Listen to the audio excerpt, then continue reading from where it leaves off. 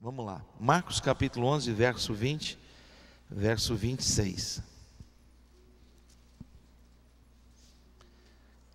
Passando eles, acharam, gente? Quem não tiver a Bíblia, abre o iPad. Quem não tiver o iPad, abre o iNada. E quem não tiver nada, pega uma carona. Vamos lá?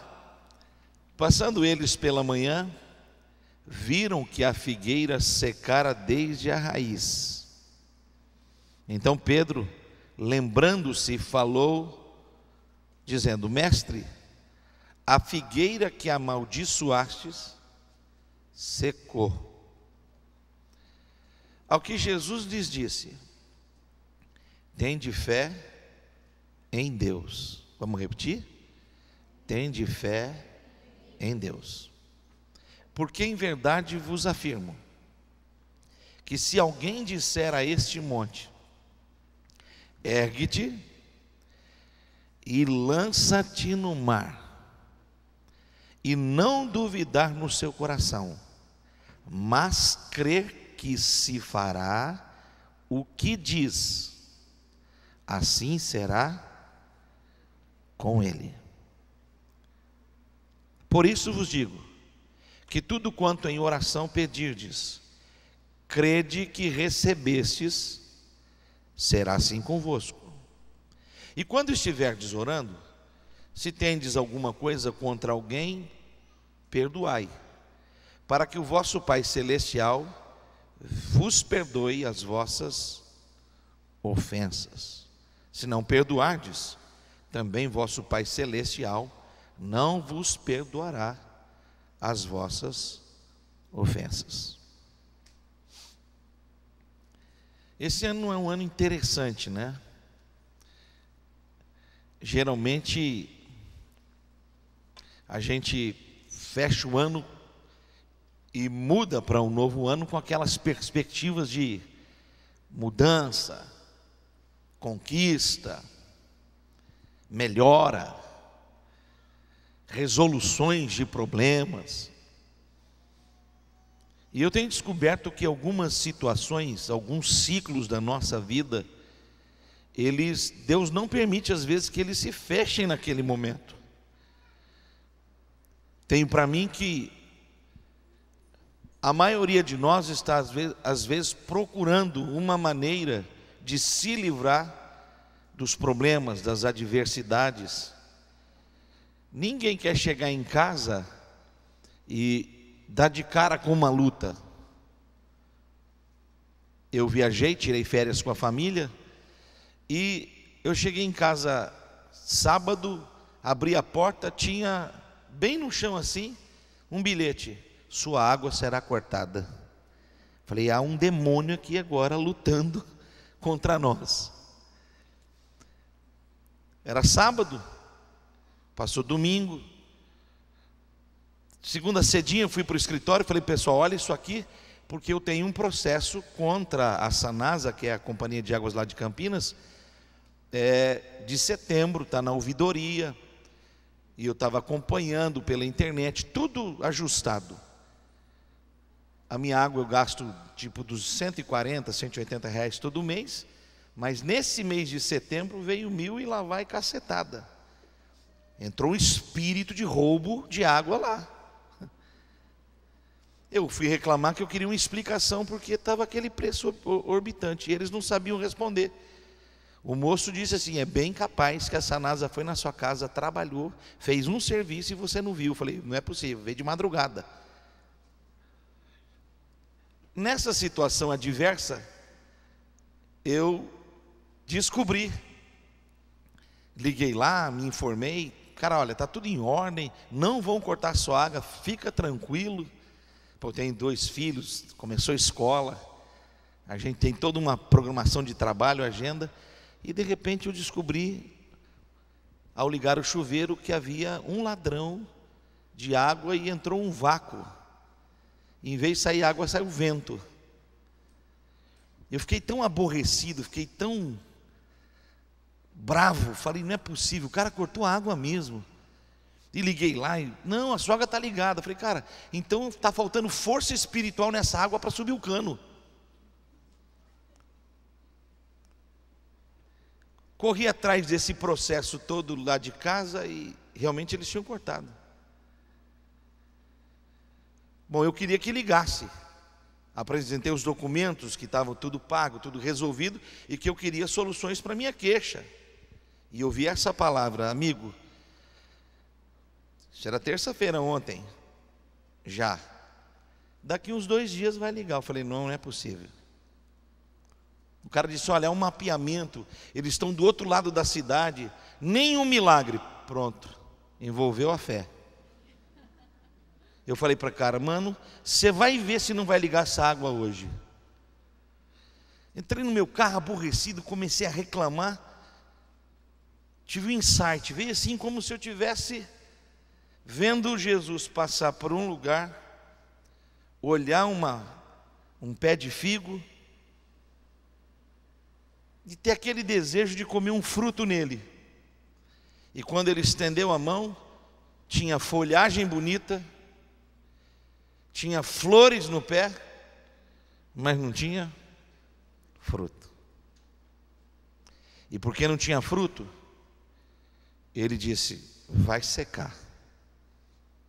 Muitas vezes na vida, a gente tem tudo, folhagem bonita, flores aparentes, mas não há manifestação do fruto.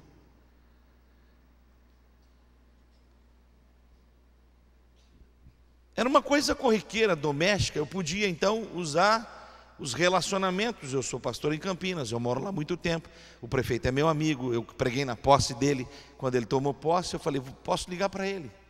O presidente da Sanasa é meu amigo pessoal, eu podia ligar para ele. E, por incrível que pareça, em janeiro meu celular quebrou, caiu. Eu perdi todos os telefones, porque não salvou no backup de forma direita. Então não tinha para quem ligar. E eu entrei no carro aborrecido, e eu tive esse insight da palavra, e eu comecei a pensar que às vezes Deus procura em nós a manifestação de um fruto, como a fé,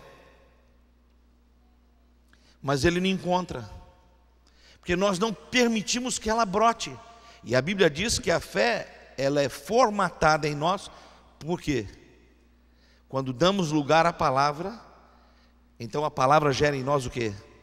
A fé. A fé vem por ouvir e ouvir e ouvir e ouvir a palavra de Deus. Mas às vezes nós a ouvimos, mas não guardamos no coração. Ela não entra em nós. Então quando entra um cenário de luta em casa, no casamento, no relacionamento, nos negócios, na nação, uma luta espiritual, ela se acampa na sua vida, e você procura o fruto, não há manifestação. E aí as pessoas, elas vivem de fazer campanhas, acreditar em homens poderosos e ungidos, em pessoas que revelem a palavra, mas elas não acreditam no poder da palavra de Deus liberada para a vida delas. E Deus quer que esse fruto esteja em você. Você não pode secar, você tem que dar fruto. As circunstâncias não podem paralisar você. As circunstâncias têm que impulsionar você para lugares mais altos. E eu sempre ando com papel e caneta, peguei papel e caneta, eu não fiz um esboço, um estudo, fui para casa, eu sentei ali e comecei a alimentar a minha fé. Porque eu comecei a entender o que esse texto da palavra tem a ver com a minha vida diariamente. Porque quando Pedro notou que havia secado no outro dia a figueira, ele questionou e disse, nossa, o senhor falou algo e ela secou. E aí Jesus disse essas palavras, tenha a mesma fé que Deus tem em você. Quando ele diz, tem de fé em Deus, ele está dizendo, a fé que Deus tem, é a fé que você tem que ter. Porque o que Deus pode, se você tiver a mesma fé, você também vai poder. E ele vai para uma dimensão gigantesca. Israel é uma terra, quem já foi lá sabe, de muitos montes. E ele olhou para o monte e disse, está vendo esse monte? Se você disser a esse monte, ergue-te, e lança-te no mar. E aí ele dá chaves que abrem o horizonte da vitória. Ele diz assim: primeiro, se você disser a este monte, ergue-te, lança-te no mar. E aí ele diz, primeiro, sem duvidar no seu coração. Ele falou de uma coisa absurda como uma montanha, mas pegou uma simples coisa como a dúvida, e ele disse: coisas tão pequenas como a dúvida impedem os milagres de Deus na sua vida. A questão não era eu ir lá no chuveiro e orar, sai água em nome de Jesus.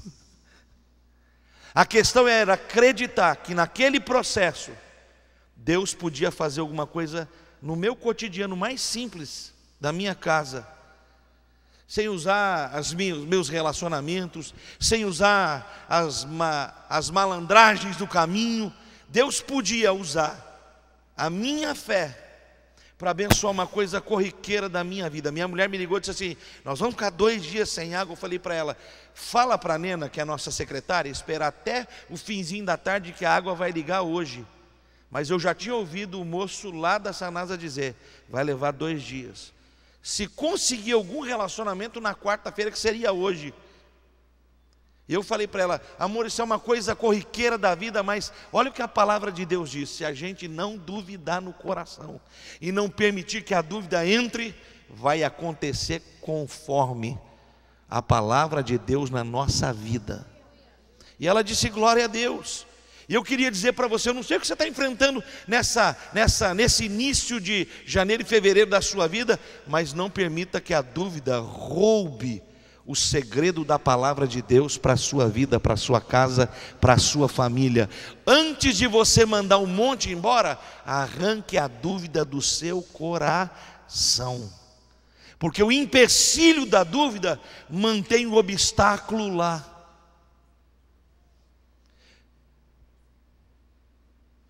Quando Jairo estava indo com Jesus para casa, no meio do caminho, uma mulher tocou nele, em Jesus, e foi curada. E o cortejo de destino à casa dele parou. E alguém veio da casa de Jairo e disse assim: não incomodes mais o Senhor, a tua filha morreu. O que Jesus fez? Ele cortou a dúvida na hora. Ele disse assim: Jairo, não tenha medo de nada. Eu fui levado para orar por uma criança no hospital. Eu cheguei lá, os médicos tinham desenganado aquela criança. Eu cheguei para orar, foi necessário esperar, porque tinha uma junta médica analisando o quadro. Eu fiquei esperando. Quando a enfermeira me pôs para dentro, eu coloquei toda uma roupagem, luvas para me dirigir ao leito. Quando eu passei pelos médicos, eu ouvi um dos médicos dizer assim: o que adianta esse cara orar? Eu cheguei no leito para orar, e em vez de orar eu comecei a pensar: se os médicos não fizeram nada, o que eu estou fazendo aqui? E se eu orar não funcionar? Eu comecei a racionalizar e comecei a duvidar. Quando eu estava ali, a mãe chegou e ela disse: pastor, graças a Deus o senhor está aqui, e essa menina vai ressuscitar agora. Eu falei: o sangue de Jesus tem poder. Acabou com o meu ministério, porque se eu orar não acontecer nada, olha aí. Só que a mãe, ela tinha um coração cheio de fé, e o meu coração tinha sido injetado por uma seta da dúvida. Muita gente vai dizer para você: não adianta nada você vir para uma reunião como essa, não adianta nada você estar numa célula, não adianta nada você fazer um jejum, não adianta nada você ler a palavra. Você não viu que as coisas da sua vida degringolaram? Mas Deus está dizendo para você hoje, na sua palavra: não permita que a dúvida domine o seu coração.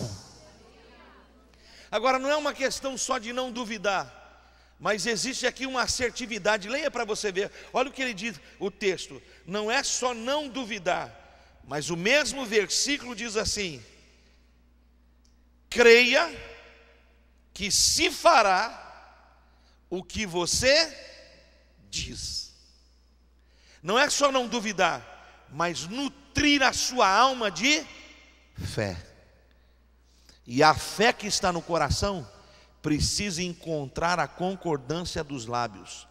Por isso a palavra de Deus diz em 2 Coríntios 4,13: eu criei, por isso eu falei. O que eu creio precisa ser falado. O que eu creio precisa ser expresso. O que eu creio precisa sair para fora. Porque o que eu acredito dentro de mim, cresce dentro de mim. Mas o que eu acredito dentro de mim e falo, nasce à minha volta, brota à minha volta, surge do nada. Por isso, quando Deus levou o profeta no vale dos ossos secos, ele perguntou para aquele homem: será que esse vale de ossos sequíssimos pode viver? Ele fez o que qualquer um faz, lógico, se o Senhor quiser, lógico, o Senhor é um Deus soberano, lógico, a sua sublime vontade pode fazer qualquer coisa. Aí Deus devolveu para ele: se eu posso e se eu quero, então você profetiza a esse vale, fale aos vales, fale aos ossos secos. Agora imagine você estar num leito onde uma criança está morta. Imagine você estar diante de contas que não têm fim. Imagine você estar diante de um casamento que acabou e você ter que falar vida onde a morte impera. Foi isso que Jesus fez quando encontrou a filha de Jairo.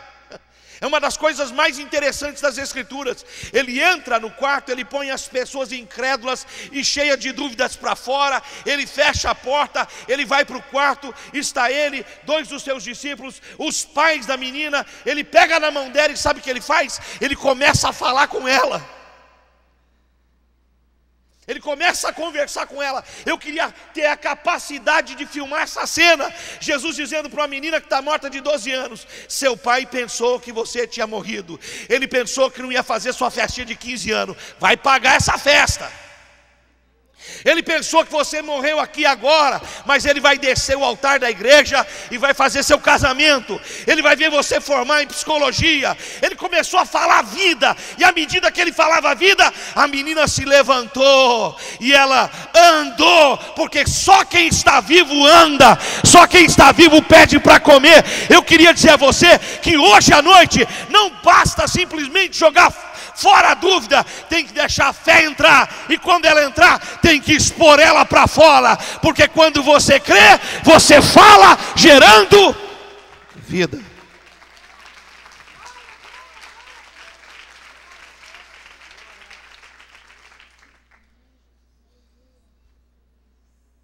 Olha que coisa impressionante.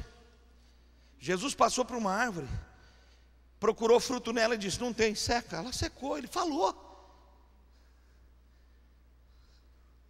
Ele está dizendo que aquilo que você crer e falar, se a dúvida não estiver, acontecer. Diga comigo: eu posso ter em Deus aquilo que eu falar.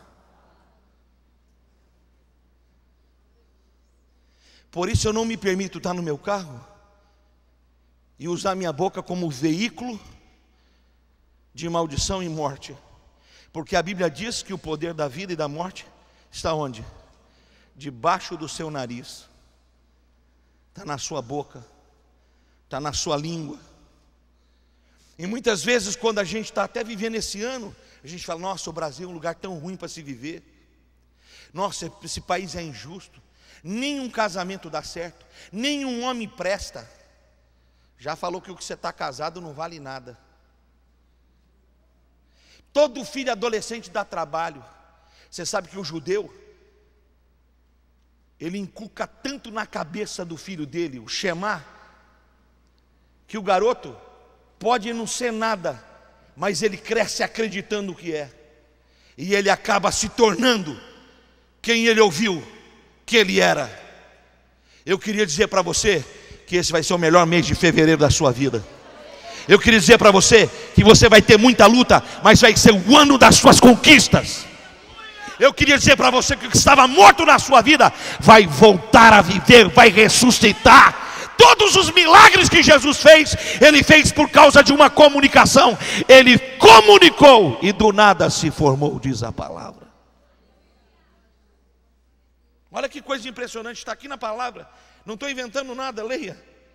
Se alguém disser, falar, expressar a este monte, a este problema, a essa luta, a essa situação, sai da minha vida, arranca-te da minha vida, planta-te no mar, não duvidar no seu coração, mas crer, assim será feito como Ele diz.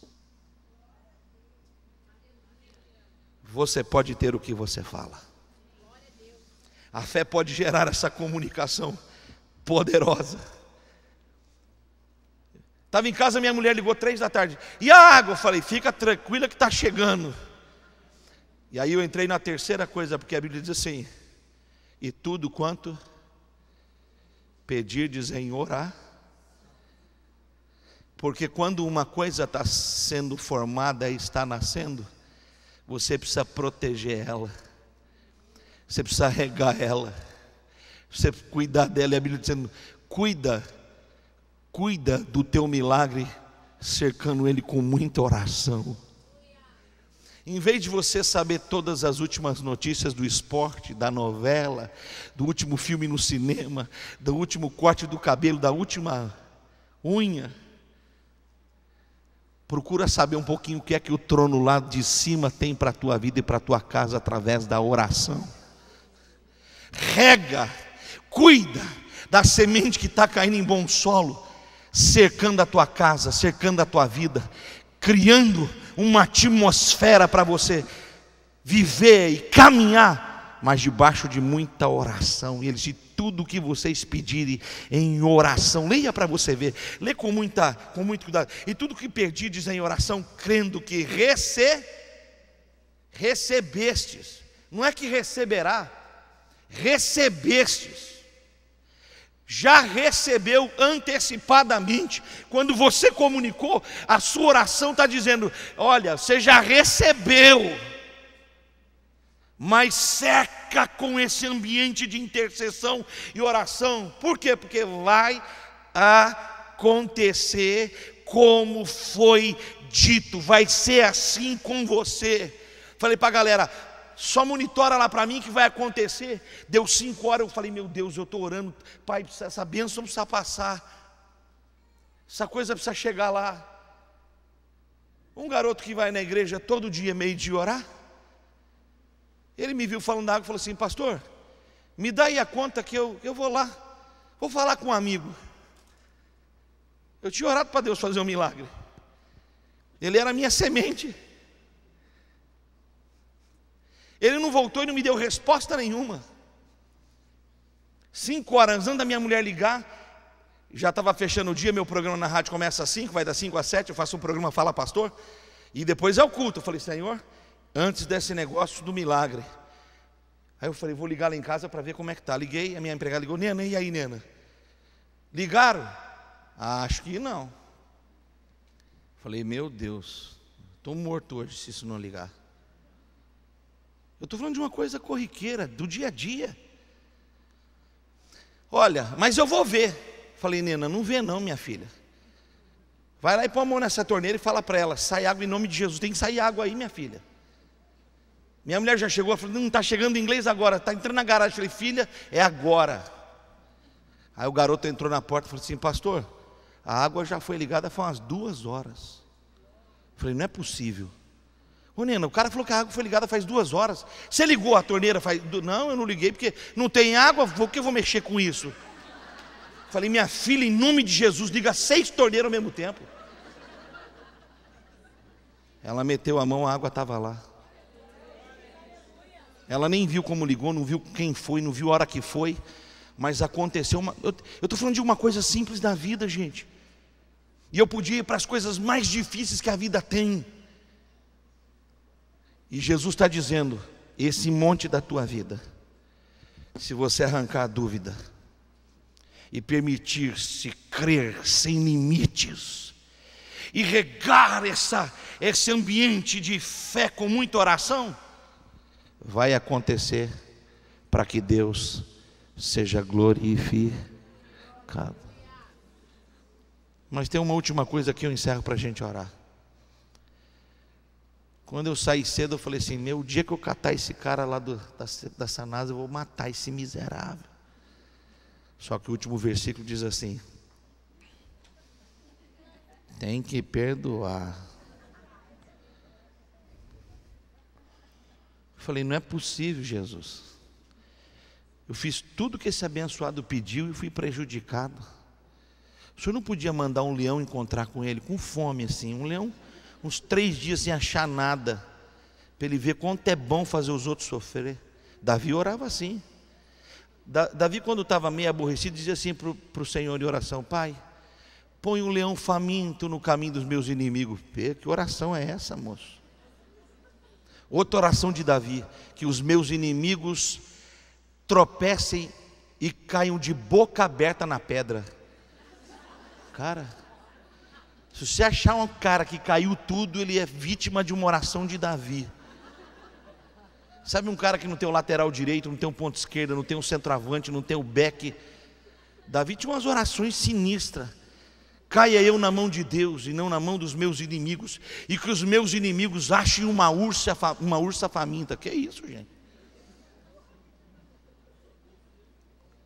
Só que Jesus está dizendo: você quer ver esse milagre na tua vida? Precisa perdoar.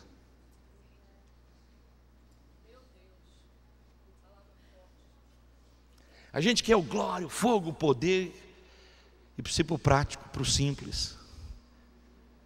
Alguém bateu na tua face? Oferece a outra. Alguém te pediu para andar 1 milha? Anda 2. Te pediu para comer um saco de sal, sangue carmesim. Come 2. Sal é duro, hein? Te pediu a túnica. Puxou teu tapete. Te apunhalou pelas costas. Só tem um remédio. Você sabe por que muita gente está sofrendo de depressão, de luta espiritual contínua e crônica? Não tem coragem para perdoar. E usa até jargão espiritual: quando Deus me tocar, perdoarei. Você está em outra Bíblia, porque a Bíblia genuína diz que perdão é um mandamento, é uma ordem. Eu não tenho que sentir nada, eu tenho que fazer. Eu não tenho que gostar, eu tenho que perdoar. É por isso que a gente entra num ano como esse e todo mundo fica apavorado. Só de falar o nome da Dilma a gente treme. Petrobras, então, você dorme assim. Ai, ai. É porque você não conhece o poder sobrenatural da fé, capaz de remover os montes da sua vida, tirar os obstáculos do seu caminho e te levar às maiores conquistas que Deus tem para você e para a sua casa.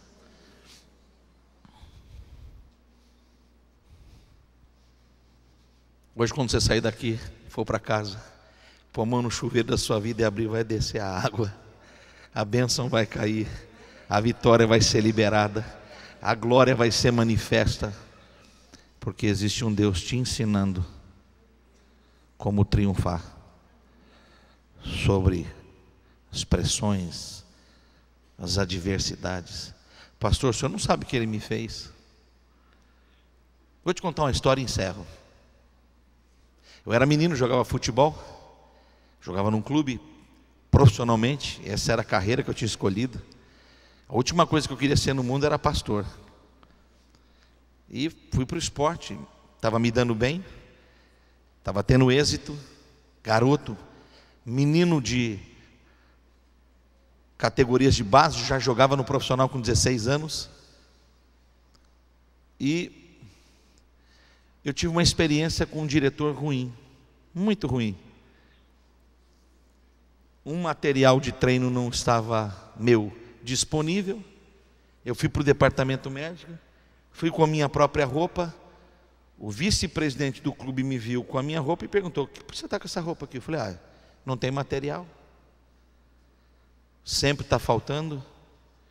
Ele saiu dali, foi no departamento amador e pegou o primeiro que estava na ficha e limou.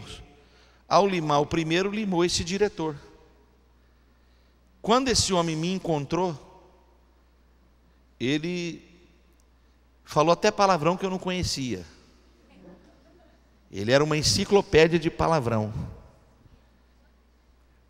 Esse homem se tornou o meu maior adversário da vida e da minha história da adolescência. Se eu estava andando nessa rua, ele mudava para a rua de lá. Na linguagem atlética, eu dormia titular, acordava reserva. O que esse homem pôde fazer para tornar a minha vida um inferno, ele fez com primazia. Eu tinha um amigo que dizia assim: é melhor lutar com o diabo do que lutar com esse cara, de tão maligno que ele era. Ele foi tão perturbador na minha vida, que o meu sofrimento, a minha angústia, a minha dor me fez desistir e abandonar um sonho. Na época eu entendia que ele estava me privando de entrar em algo. Eu não sabia, eu não tinha discernimento para entender que ele era um instrumento que Deus estava usando para acabar com o meu orgulho e para me fazer ter um coração quebrantado. Ele foi a lima grossa que Deus usou para me preparar para ser gente. Quando eu saí de lá para um chamado para o ministério. E larguei tudo e fui para o seminário, fui estudar, me tornei pastor e a vida andou. 15 anos depois, eu estou pregando no culto, um garoto converte-se, torna-se meu discípulo. Um dia ele me pede para fazer o casamento dele, eu aceito, mas eu não conhecia a família dele, só conhecia ele. Querido, me tratava bem, te lanchava. Ele marca o casamento dele numa igreja presbiteriana de Campinas, eu topo fazer. Chego para o casamento, atrás da plataforma, uma sala onde a família toda está. Eu de terno, pastor novo, entrei na sala. Quem eu vejo? Satanás com chifre e tudo. Eu olhei e gelei, falei: o que esse homem está fazendo aqui? Aí o garoto: meu pastor, me beijou. E eu com o olho no cara, né? Fala, filho, beleza? Deixa eu apresentar meu pai. O cara estendeu a mão, minhas mãos estavam travadas. O senhor vai bem? Conheço você. Eu falei: o senhor me conhece. Você é pastor? Sou pastor. Quase que eu falei: é da sua conta? A mãe dele, quando me viu, me beijou e disse assim: meu filho fala de você. Meu filho me beijava e me beijava. Eu falei: Deus, se essa mulher beijar mais uma vez, eu vou esquecer que eu sou crente, que eu sou pastor, vou matar ela esganada aqui. Afasta essa mulher de perto de mim. Todo mundo saiu da sala. Eu falei: onde é que tem uma porta para fugir? Não vou fazer esse casamento nem que ninguém me pague. Esse cara vai ver. Só tinha um jeito de sair pelo púlpito onde eu entrei. Falei: Deus, como é que o senhor faz isso comigo? O senhor estava a fim de me esculhambar? Não precisava desse jeito não, pô. Como é que eu vou fazer o casamento desse cara? Eu não vou fazer esse casamento não. Aí o Espírito Santo disse no meu coração: tem que perdoar. Entrei, fiz o casamento. Quando terminou, eu estava escolhendo uma porta para veio uma moça do cerimonial e disse: o senhor e a família estarão no hall, cumprimentando todos que vão embora. Eu falei: não. Fiquei lá no hall, quem estava ao meu lado?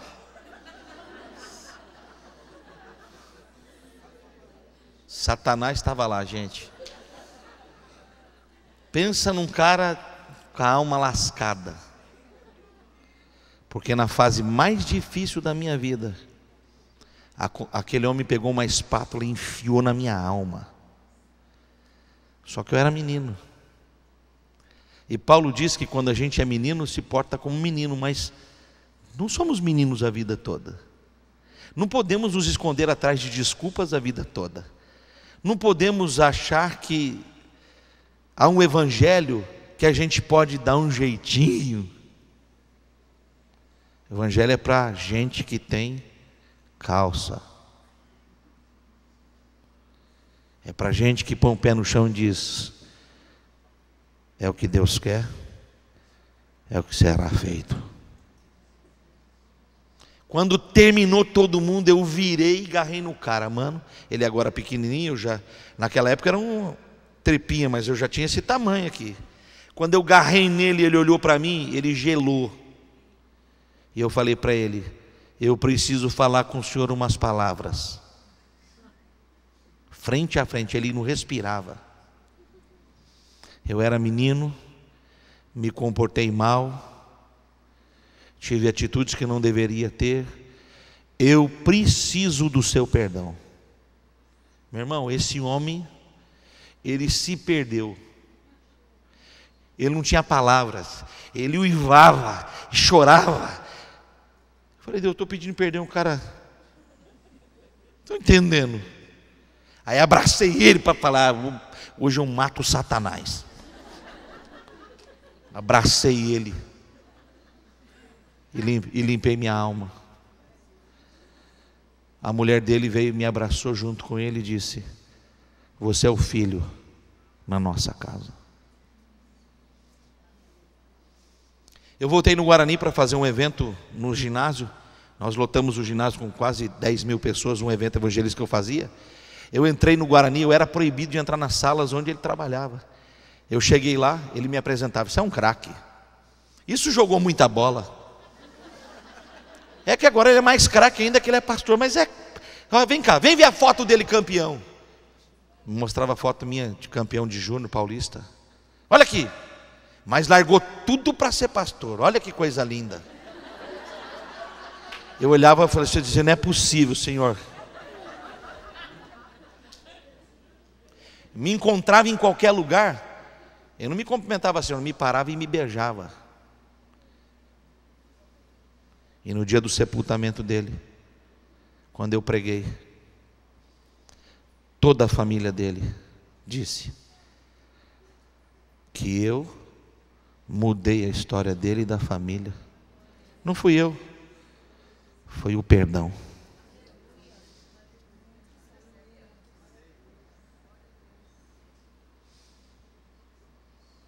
Você quer remover os montes? Precisa jogar fora a dúvida. Você quer remover os montes? Você precisa abraçar a fé e declará-la. Você quer remover os montes? Você precisa gastar tempo aos pés de Deus. Você quer remover os montes? Você precisa liberar perdão. E quando você abrir a torneira, a água vai descer, a chuva vai chegar, o milagre vai se manifestar, a vitória vai morar na tua casa, a bênção vai estar no seu lar, e Deus vai ser glorificado.